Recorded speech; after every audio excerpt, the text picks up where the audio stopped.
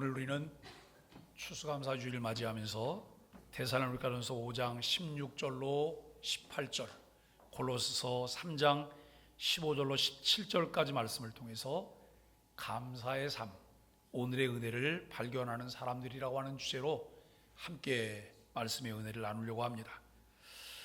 오늘 설교를 시작하면서 이런 질문을 먼저 한번 드려보고 싶습니다.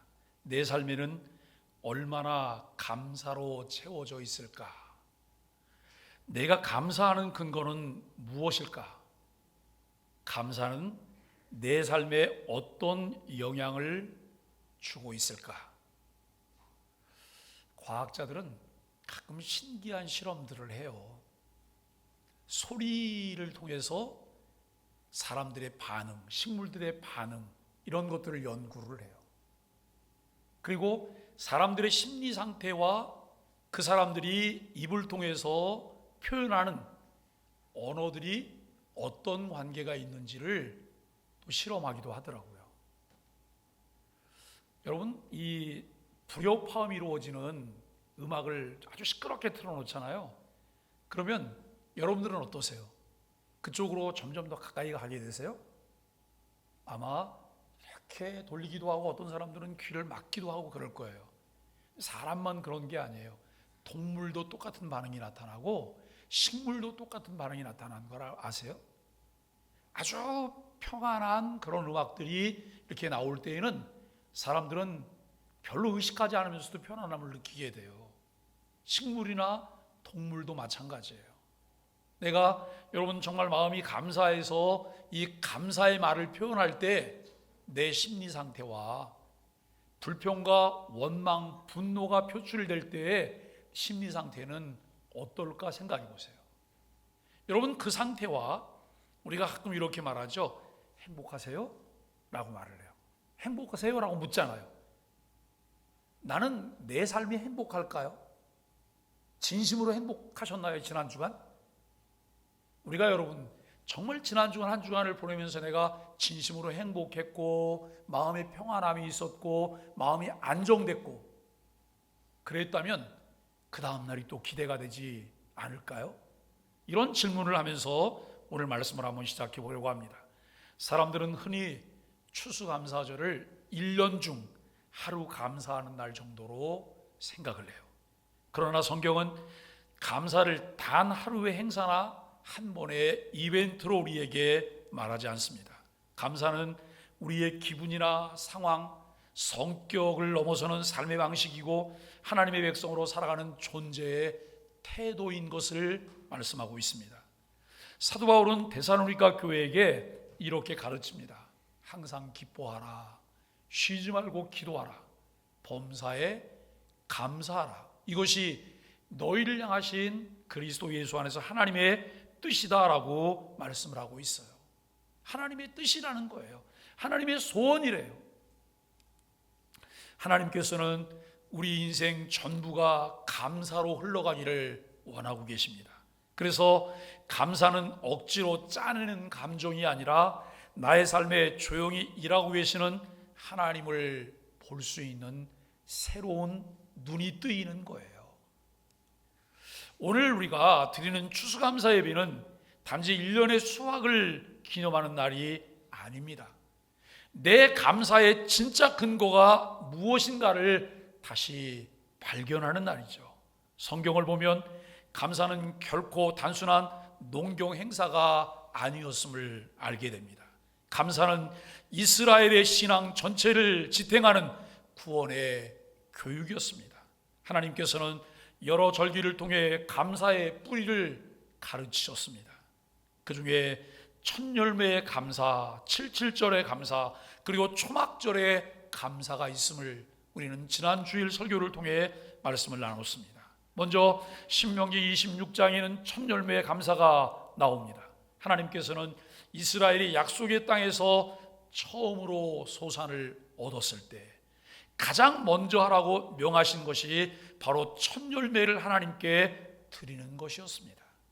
430년 동안 애굽에서 종살이를 하다가 출애굽해서 40년 광야 생활을 했어요.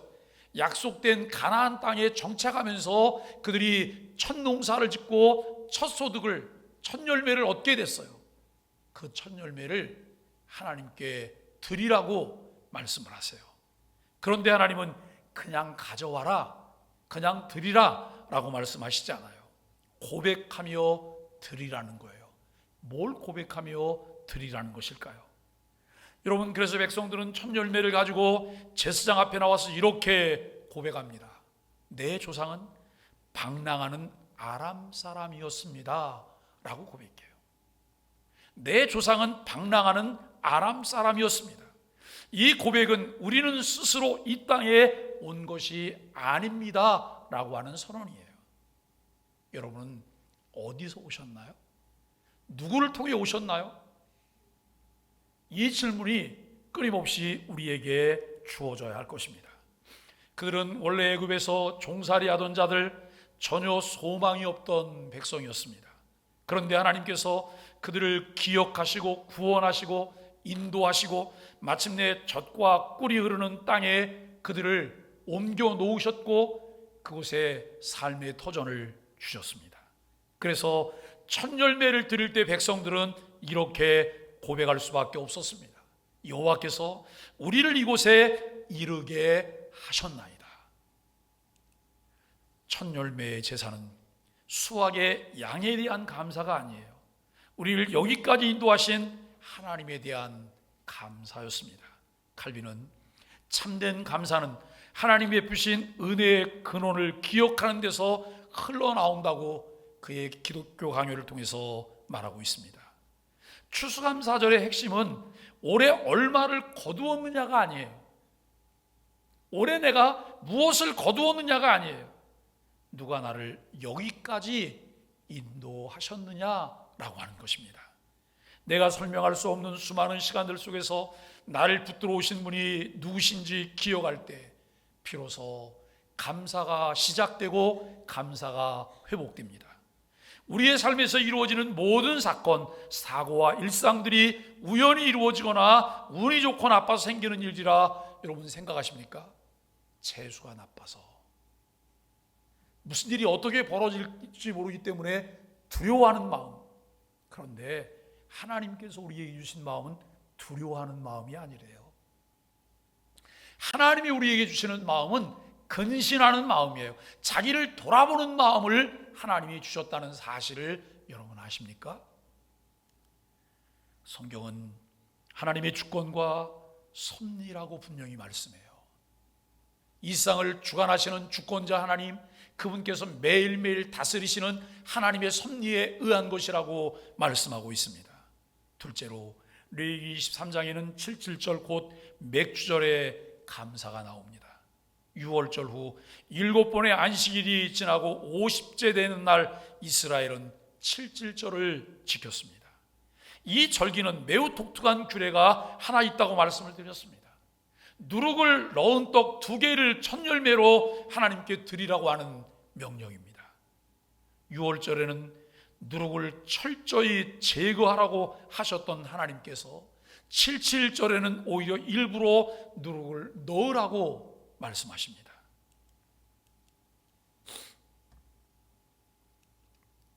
왜 그럴까요? 누룩은 반죽 전체를 부풀게 만드는 힘입니다.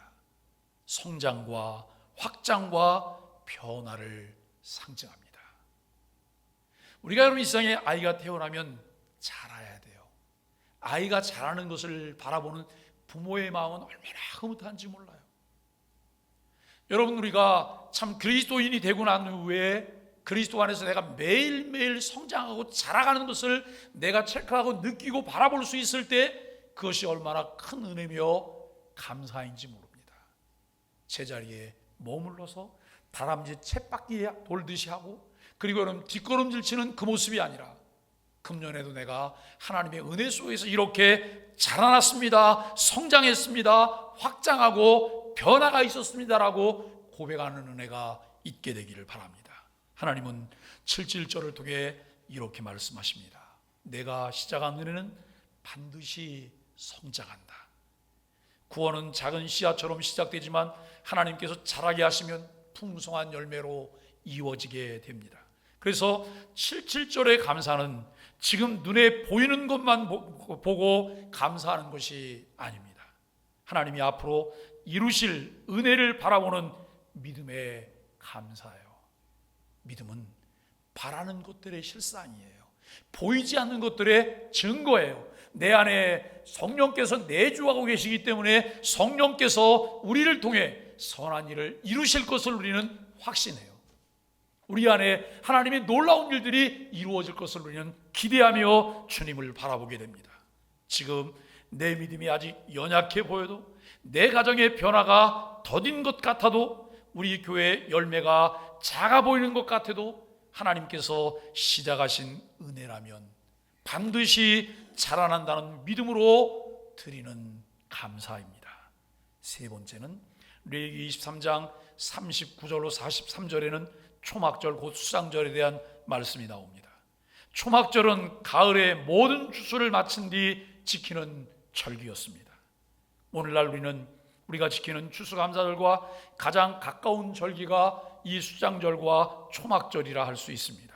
이 절기 때 하나님은 백성들에게 아주 특별한 명령을 주십니다. 일주일 동안 초막에 거하라는 거예요. 일주일 동안 텐트 생활을 하라는 것입니다. 편안한 집을 두고 나뭇가지로 지은 임시 거처에서 일주일이나 지내라는 말씀입니다. 제가 여러분, 우리 교회 옥상이 풋살장이 있고 정원이잖아요. 그래서 누군가 와서 여기서 캠핑하기를 바라는 마음을 가지고 있어요. 그런데 지난 여름에 다른 교회 교육자들 3가정이 와서 하루 캠핑했어요. 텐트 치고 고기도 구워 먹고 두런두런 얘기도 하고, 아이들은 풋살장에서 마음껏 뛰어놀기도 하고, 제가 늘 바라는 모습이에요. 우리 교인들은 이걸 잘 모르시더라고요. 언제든지 오셔서 사용하실 수 있어요. 밤중에는 라이트도 들어오니까 라이트 켜놓고 여러분 그렇게 지내시면 돼요. 우리가 이웃들과 함께 오셔서 캠핑을 하실 수도 있으세요. 근데 여러분, 캠핑은 왜 하죠? 내 집이 더 편안한데. 근데 어떤 사람들이 목사님, 왜 저희는요, 저희 딸 결혼할 때 상견례를 캠핑장에서 했어요. 그렇게 한 집들이 있으신가요? 우리 사돈네가 캠핑을 좋아하세요. 그래서 캠핑장으로 초대를 해서 캠핑장에 갔어요. 너무 잘 지냈어요. 근데 오늘도 추수감사 예배가 다 끝나면 저녁에 캠핑장에서 만나자고 또 전갈이 와서 오늘 또 캠핑장으로 가요. 아주 편안한 목장으로 캠핑장으로 저녁에 갈 거예요. 근데 어떤 사람은 목사님, 왜 캠핑장을 왜 가는 거예요? 가면 춥지요, 벌레도 있지, 왜 거길 가냐고 편안한 집 놔두고. 낭만을 모르시는 거예요. 그런데 이스라엘에게는 낭만을 즐기라고 하나님이 이 명령을 하신 것이 아니에요. 그 이유는 하나님이 43절에서 분명히 말씀하세요. 이는 내가 그들을 애굽에서 인도하여 낼 때 초막에 거하게 한 줄을 알게 하려 함이니라 라고 말씀해요. 풍성한 수확을 거두고 안정된 지부에서 사는 시기에 하나님은 백성들에게 광야의 날들을 기억하라고 하십니다. 그때는 물이 없었어요.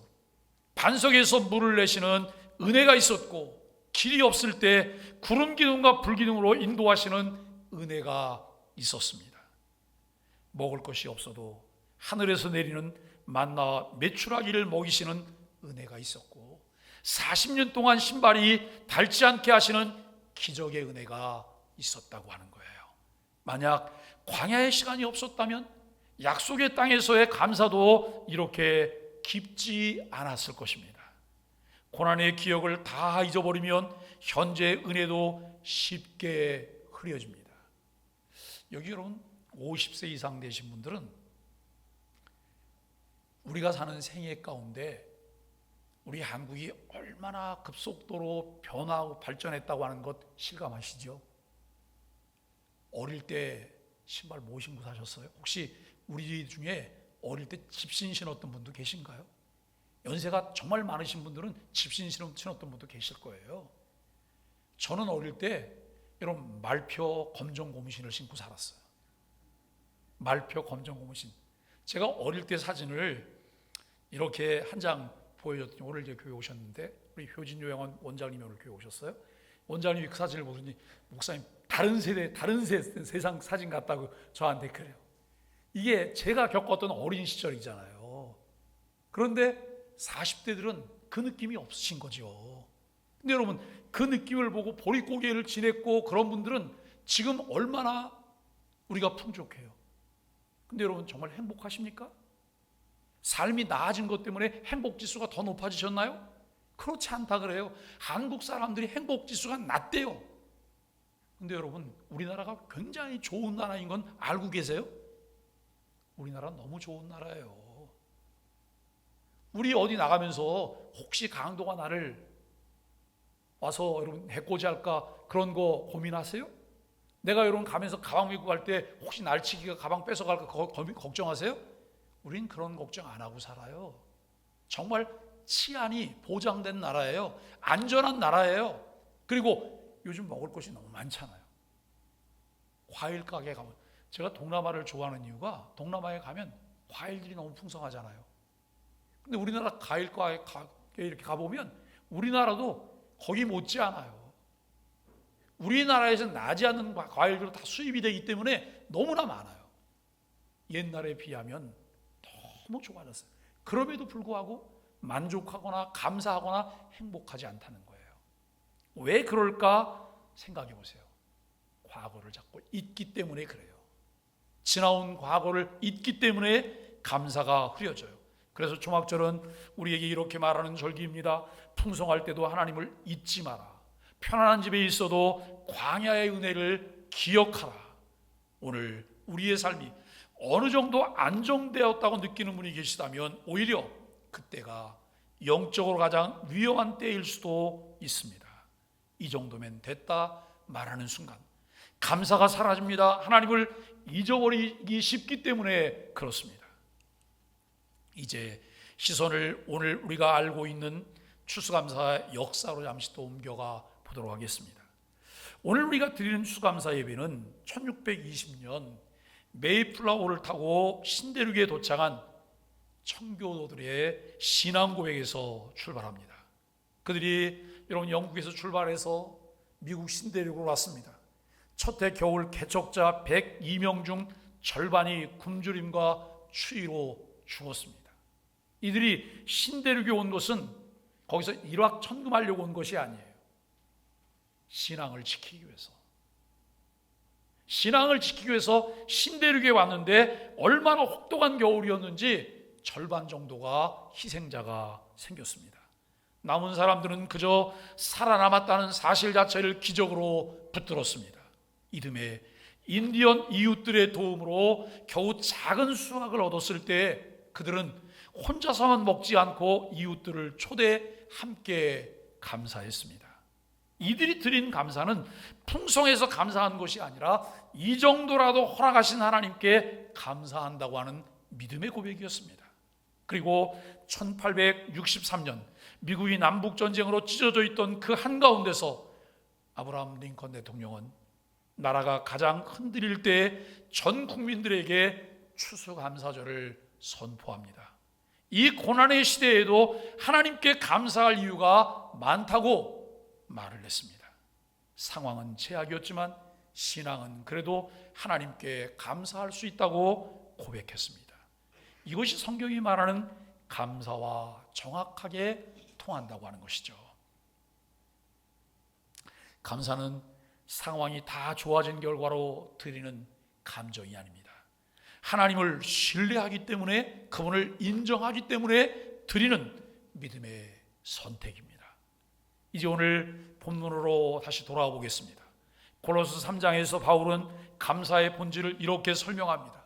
그리스도의 평화가 너희 마음을 주장하게 하라 라고 말을 해요. 우리 마음을 주장하는 것이 무엇인지 곰곰이 생각해 보아야 합니다. 어디서 오는 것인지 알 수 없는 두려움과 불안함에 매일 사로잡혀 사는 것은 아닌지 살펴보아야 합니다. 염려와 두려움이 내 마음을 지배하면 감사는 불가능합니다.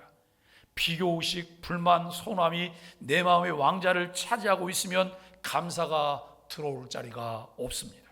하지만 우리의 마음을 주장하는 것이 그리스도의 평화라면 이야기가 달라집니다. 십자가에서 이미 죄를 용서하시고 하나님과 우리 사이를 화목하게 하신 그 예수님의 평안이 마음을 다스릴 때 우리는 상황과 감정을 넘어 감사를 선택할 수 있게 됩니다. 그래서 바울은 감사를 잠깐 느끼는 감정이 아니라 그리스도 안에서 뿌리를 내린 삶의 태도라고 말하고 있습니다. 감사란 결국 예수 그리스도의 십자가와 부활을 기억하고 내 인생 위에 하나님의 은혜가 있었다는 사실을 인정하는 삶의 반응입니다. 이렇게 볼 때 감사는 저절로 생겨나는 감정이 아니라 믿음으로 결정하는 삶이에요. 감사는 신앙의 결정체입니다.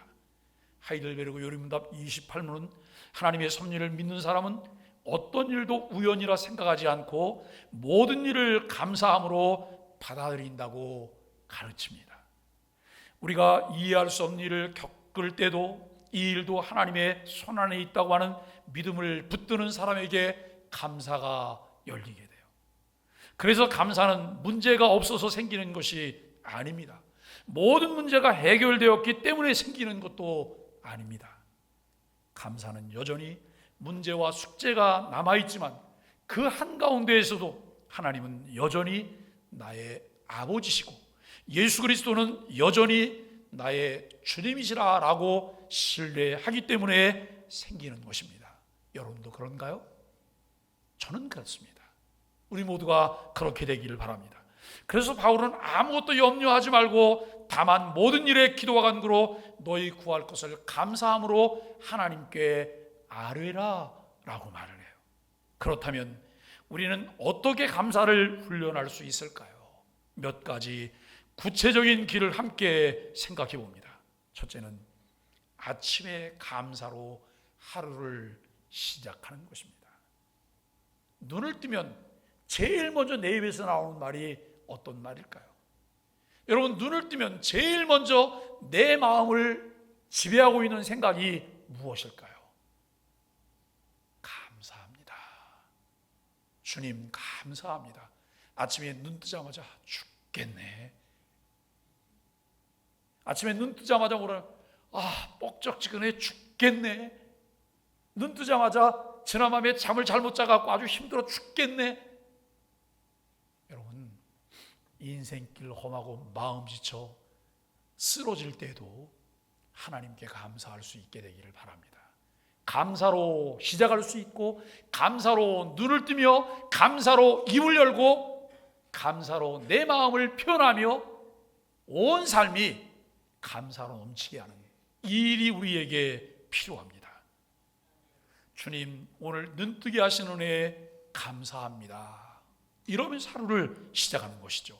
호흡할 수 있는 것, 걸을 수 있는 것, 예배당까지 올 수 있는 것, 말씀을 들을 수 있는 귀와 마음이 있는 것 모두 다 은혜입니다. 간혹 길을 가다 보면 반신마비가 오신 분들이 계세요. 옛날에는 반신마비가 오신 분들 중에는 연세가 많으신 분들이 대부분이셨잖아요. 요즘은 젊은 사람들도 그런 사람들이 있어요. 자다가 갑자기 여러분 마비가 왔어요. 기가 막히잖아요. 저는 설교자이기 때문에 늘 무슨 생각을 하냐면 강단에 올라왔어요. 강단에 올라왔는데 아무도 생각이 안 나요. 글자를 봤는데 이게 무슨 벌레인지 뭔지 잘 모르겠어요. 그럼 그럴 수 있다고 생각 안 해보세요? 그런 일이 벌어진다면 어떻게 할까? 이거 정말 기가 막히잖아요. 그런데 그런 일이 없이 매일매일 일상이 전개되고 있다고 하는 것 자체가 얼마나 큰 은혜며 감사합니까? 아침에 눈을 떴는데 여러분 옆에 아내가 잘 자고 있어요? 또 여러분 자녀들을 보니까 자녀들도 잘 자고 있어요. 그거 하나님의 은혜 아닌가요? 매일매일 삶 가운데 우리가 누리고 있는 일상 자체가 하나님이 주신 선물이라고 하는 사실을 인정하며 우리가 감사해야 합니다. 당연하게 여겼던 것들을 한 가지씩 감사 제목으로 바꿔보는 연습을 해보실 수 있기를 바랍니다. 두 번째, 사람에게 감사의 표현을 아끼지 않는 거예요.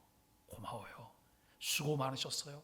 함께 있어서 감사해요. 옆 사람에게 여러분 그렇게 한번 인사 한번 지금 한번 해보실까요? 고마워요. 수고 많으셨어요? 수고 많으셔서 그랬더니 뭐라 그러냐면 내가 도대체 뭘 했는데요? 여러분 이렇게 또 반응을 보면 안 되잖아요. 그죠? 오늘 집에 가시면 누군가에게 여러분 손을 잡고 이렇게 말씀해 주세요. 내 곁에 있어줘서 고마워요. 내 곁에 있어줘서 고마워요. 우리 여기 지금 부부가 앉아 계신 분들은 한번 해보시죠. 내 곁에 계셔서 고마워요. 네. 근데 참 이상하네요. 지금 제가 제 눈에 딱 두 부부가 들어왔는데 남자분들은 뻘쭘하게 있는데 여자분들이 이걸 표현하시네요. 남자분들은 경상도에서 오셨나? 우리가 여러분 정말 내 곁에 있어서 감사해요. 자녀들에게도 여러분 꼭 안아주면서 나에게 와서 너무 고마워. 나에게 와서 너무 고마워. 이렇게 표현하시는 것 나쁘지 않잖아요. 그럼 여러분 그렇게 껴안아서 얘기하면 자녀 숨 막혀요 그럴까요? 자녀도 여러분 그 순간 마음의 편안함을 느끼게 될 것입니다. 이런 말 한마디가 가정을 살립니다. 부부관계를 부드럽게 하고 자녀의 마음을 열고 교회를 따뜻하게 하고 세상을 바꿔낼 수 있습니다. 감사의 말이 사라진 관계는 서서히 메말라가죠. 반대로 감사의 말이 자주 오가는 곳에는 하나님의 위로와 격려가 머물게 됩니다. 그곳에는 존중과 신뢰, 배려와 따뜻한 사랑이 자라게 됩니다. 세 번째는 고난 속에서도 감사하는 훈련입니다. 물론 우리는 고난이 자체로 감사라고 말하기는 어려워요. 그러나 이렇게 기도할 수 있어요. 주님, 이 상황이 감사한 것은 아니지만 이 상황 속에서도 저를 붙들고 계신 주님을 감사하게 하소서. 여러분 성경은 어떻게 감사하라고 말을 해요? 범사에 감사하래요. 범사에 감사하라고. 모든 일에 모든 상황에 감사하라는 거예요. 그 상황 자체를 그 일 자체를 감사하라는 거예요. 왜요? 그 일 가운데 하나님이 나와 함께 하시기 때문에.